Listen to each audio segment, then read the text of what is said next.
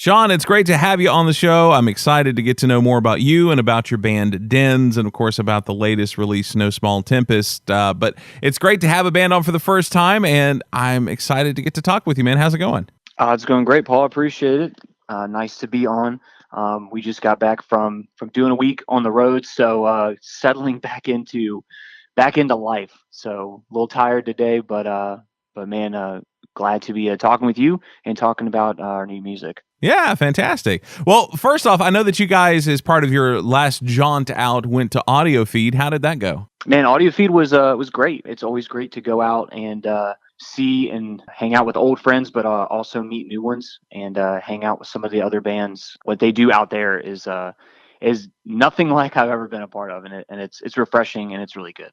Nice, fantastic. Now, for those who don't know, Audio Feed is kind of like a really big music festival that's out in, is it Ohio or is it Illinois?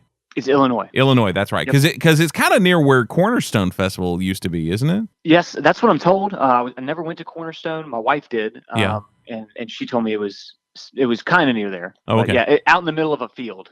That's Yeah, that's yeah. where they all are. Yeah, In the that's middle of right. nowhere. That's right. Low overhead.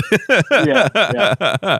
Oh man. So lots of bands. Usually it's a lot of bands that are kind of on the fringe of popular music. Usually there'll be a few acts that are bigger names, but typically it's a lot of bands that play either really heavy music or maybe some of the bands that play some weirder music, or just some bands that no one's heard of yet. But still it's a time to be able to get to enjoy a lot of different kinds of music, which is nice, because that in a lot of ways is what kind of Cornerstone at least began as, and was a fun thing to go to. I got to go to Cornerstone once, and that was a lot of fun. But what was kind of a standout moment for you, either for maybe it could be either a moment during your set or even being able to see somebody else's or whatever. But what was a high point for Audio Feed for you? Oh man, that's hard. Put me on the spot here. So yeah, I guess so. Our spot was a little weird. We got into Audio Feed, I guess, kind of toward the end of them doing the lineup. So we were right during My Epic and Silent Planet. So we were Wow. right in the middle of them, and the stage that we were on wasn't too far away. So when we started out, there was a few people there. And we didn't expect anybody to be there. But what was really cool is the 20 minutes we heard people literally ran from My Epic over to us, and there was like this huge influx of people, and then it dispersed out once Silent Planet started. So everybody, when you kind of go to those festivals, you gotta you pick your shopping list out, and Right. you get your times and who you're going to hit and when. And but yeah, that was cool. It was cool that people cared about our music and cared about us and came over and supported us. And that's one of the reasons why I really like Audio Feed, that community there. Yeah, for sure. And it's cool because it always feels like the people who go to those festivals, at least on the whole, tend to be people who are open towards discovering new stuff. It's like they know there's bands there that they already like and that they definitely want to see and don't want to miss, but at the same time, they're there for the music and they're absolutely open to the idea of being like, this band has a cool name, or I like what I saw on this band's Facebook page. Let's go see them. Yeah, man. I mean, that's what I really appreciate about that community. I mean, to the outside world, some of the things that we do and the music that we play can be seen as, like you said, fringe or weird or whatever. But Right. Those guys I see, they're not followers, right? Right. They're searching. They're leaders in some aspect, and I just really appreciate that about them. Yeah, for sure. Cool deal, man. Well, now, since we've kind of referenced it already, let's go ahead and talk about the new record. It's called No Small Tempest. I love the artwork on it especially. And let's just talk about kind of what went into that record for you guys. Yeah, so that has been a concept of our bass player Josh, for probably, he's been sitting on that for probably about 6.5 years. Oh, wow. And yeah, so it finally was the right time, and it just came about in the right way. But it's literally, it's 4 songs, and it's the 4 chapters of the book of Jonah in the Bible. Oh, wow. And so when people ask us, hey, why is it only 4 songs and not 5? It's like, well, I guess you kind of got to take that up with God and Jonah for not writing a 5th chapter to the book of Jonah. So those songs, they follow that, and they follow that storyline. And we really try to tell that story from a couple different points of view. But yeah, it was a whole lot of fun doing it. We kind of took a sabbatical, went out and like just wrote in the mountains for a couple weeks, came back, and as most bands do, scrapped half of what we did, and then came up with the rest of it. But yeah, it was a lot of fun, and something I guess that I would describe what Dens does is intentional. We try to be intentional with everything that we do. Okay, nice, nice. What did you guys feel like was the most intentional thing towards bringing that story to life through music? Because I don't know that, except for maybe just like, a song here or there that kind of abstractly referenced Jonah. I don't know that I've ever heard of a full length storytelling of him, except for maybe the Belly of the Whale song that I guess it was Newsboys and Steve Taylor did for the Veggie Tales movie. Yeah. But beyond that, I don't think I've ever heard that done before. What would you say was the key to making that be fully realized? Well, so we are lyrically driven. Okay. Everything that we do, it needs to undergird the story, needs to undergird the lyrics, and so intentionally what we did is we want the music, right, to undergird the storytelling. So song one needs to kind of feel like you're being tossed to and fro on the top of this ship, on the top of this angry tempest, right? And so you've kind of got that movement in the first song, and then at the end of it, it just it abruptly like slows, or like where we would see Jonah being tossed off the boat. And we got that little hymn at the end of Dead Rise, and then into the second song, which is Wretched. It's a very, a lot of chorus pedal action going on the guitar, so you're kind of feeling watery underneath. And then the third song is the third chapter where Jonah's preaching. He's basically preaching like, repent, and that's what we scream in that: repent, relent. It's very in your face. It's very that's our heaviest song. Okay. So yeah, and then like the end, Jonah chapter 4, it just ends weird and abruptly. Yeah. And so we wanted to make sure that our last song, there is no interstitial after it, there's no hymn after it. It just ends. It's just an abrupt ending. And so kind of undergirding that lyric content with the music, backing it up, was something that we really tried to do, and hopefully we did that well. Okay, nice. Now, the current single for you guys is Dead Rise, which is a good song. I really enjoy it, and I'm looking forward to getting to listen to the other three. But for that song, you kind of mentioned it was very kind of tossing and turning, and then it has the hymn at the end. How long did it take to come up with that kind of final solution to making the music complement the lyrics in that way? Man, I'll tell you what's really funny, but a God thing at the same time, is we knew going in that we were writing around Jonah. Right. But we had kind of written this, Dead Rise, at least the music part of it, before then. When we put that with the lyrics, we were like, man, this just really feels good. When we went out, like I said, kind of took that sabbatical and we're writing, that was one of the first songs that we wrote, and that made the cutting room floor. It made it off of that.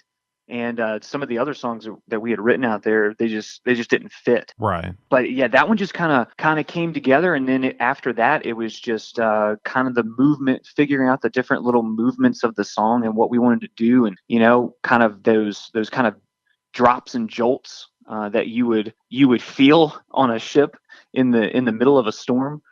We kind of just wanted to put those dynamics in there, and that's just how we got it. I like that. Now, one of the other songs that we're going to be playing off of that, I believe, is going to be Sackcloth and Ash. Talk about that song. Yeah, so that's a super intense song, and we're not trying to be preachy, right? But we're also trying to musically represent the intensity of what Jonah talks about in chapter 3, where he goes to the city of Nineveh and he tells the people, hey, in 40 days, God is going to come destroy this city unless you repent. And it's not something that's sung for us from a high horse or a lofty position, or a, hey, you're going to burn and we don't care. Right. It is a song of compassion. Like, hey, I've experienced God and what he's done for me, and I I can now see, in hindsight, I can now see where I was going and the path that was leading me down and the place that was leading me to. And this song is a plea for people, repent and relent and turn around, because God is, a lot of times we focus, there's many different attributes to God, and a lot of times we want to focus in on God's love. And while God is love, he's also at the same time just. Mm-hmm. And when we get too focused on one thing and we lose focus of another, we see God in a way that we want to see him, and not the way that he should be seen, as the whole that he is. And so this Right. song is from that aspect. Okay. And it's a pretty intense song, but it's got a clear message. Nice. Well, one thing that I'm really glad that you guys did was that in doing this, you didn't just tell kind of what is, I think of as being kind of the children's book version of the story of Jonah, which is the whole, like he gets thrown overboard, he goes to the whale spits him out, he goes and preaches, the end. But because I don't know, I think the thing that I always thought was most amazing to me when I got slightly older as a kid, learning that he just really didn't want to go, and he was just resentful when they took his advice. I think that was the thing that I thought was so interesting. I'm like, wow, it's like he's just kind of a sourpuss. Like, he's really upset about this, which on one hand I kind of get. I mean, it's pretty easy as a human being to see people who you don't like and you don't feel like deserve much success or good things or whatever it is that they may or may not be getting. But then when they finally get it and they turn themselves around, it's really easy to still kind of like feel the way you felt about them when they were, maybe for lack of a better term, jerks. And then all of a sudden it's like, man, but they've turned it around, but I still don't want to like them. Yeah, definitely. Yeah. So if we do a music video for this, it's not going to be, a bunch of vegetables on a ship. Oh, man. But that might be cool. I don't know. If they were actual vegetables, I think that would be awesome. Yeah, we should do that. Yeah, like actual vegetables. We'll just put like the googly eyes. We'll glue them on the. Yeah. So that might be a good idea. We'll have to attribute that to this phone call. Okay, sounds good. But yeah, I mean, what you talked about, actually, Vice and Virtue, our fourth song about the fourth chapter, totally deals with this. Yeah. And when we were talking about, well, how do we do chapter 4? Because the other part, is like story and stuff like that. And you can, chapter 2 is Jonah's prayer. So that's kind of more of your subdued kind of cry, plea to God. But this is just a weird chapter.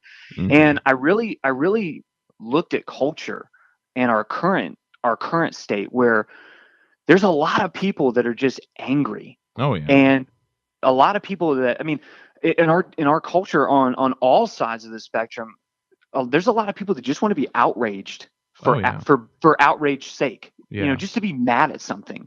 And I think that's kind of where Jonah was, right? And so this chapter 4 of this song, Vice and Virtue, it really deals with anger. And God gets angry. Anger is not a sin. No. It's what you do with that anger. It can be something that is used for righteousness, or something that can be used for unrighteousness, which is a lot of times what we do. We decide to judge. And so when I wrote the chorus for this, Josh and I were upstairs and we were like, man, how do we say this? And these words, that we are cold-blooded cowards. We are thieves and liars all. We are undeserving of relief from underneath this burning sun. And our anger has betrayed us and made us more like animals. And we'll grab the gavel and we'll grab the gavel. We're not innocent.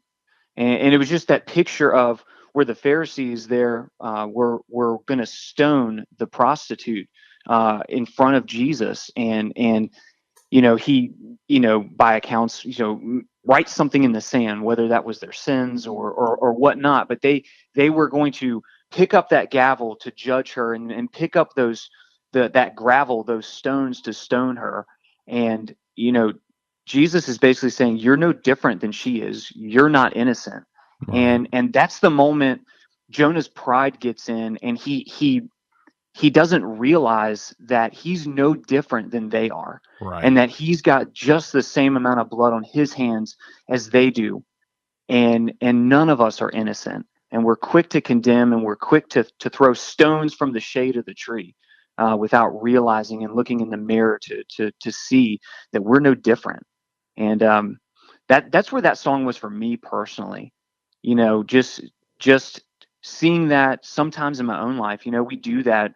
We're quick to maybe not verbally judge somebody, but in our minds, we all do it. Oh, yeah. We all at some point judge somebody or think something about somebody that we shouldn't, or think that we're better than somebody when we're not. We're no different. We're none of us are innocent. Romans 3:23, right? That we've all sinned, all of us, equally guilty under the same law.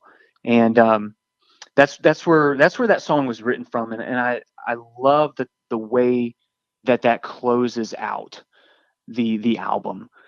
God's grace in the storm. Because that the storm was God's grace. So he was saving Jonah from himself.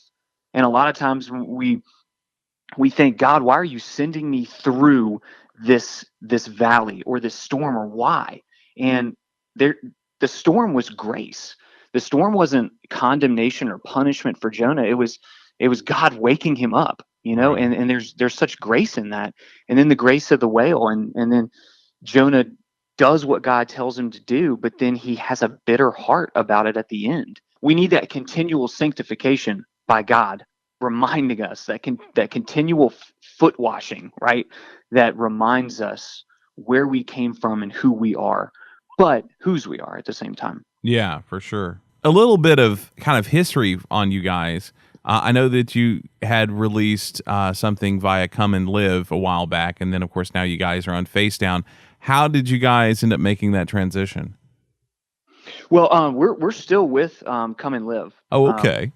Yeah, we're still with those guys. ComeAndLive went through a transition themselves. Right. A couple years ago, and they're really, they've always been ministry based, but they're connected now with Steiger International, and so it's really they do their Provoke and Inspire podcast, and it's about raising up a new generation of artists and creatives, outside of music, Sure. to reach their culture wherever they are, because our culture here in America is different than in Europe, is different than in Africa, and to reach their culture where they are with the gospel. And so we're very much a part of that, and very much all about that.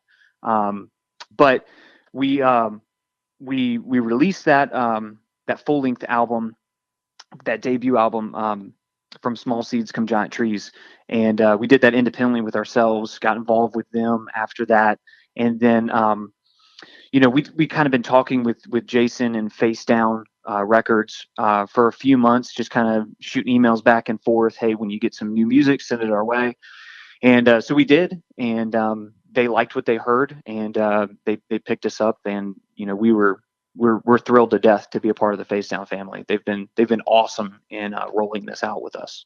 Nice. Now, forgive me for feeling kind of dense on this. So, how does that work exactly with you guys, kind of being a part of both simultaneously?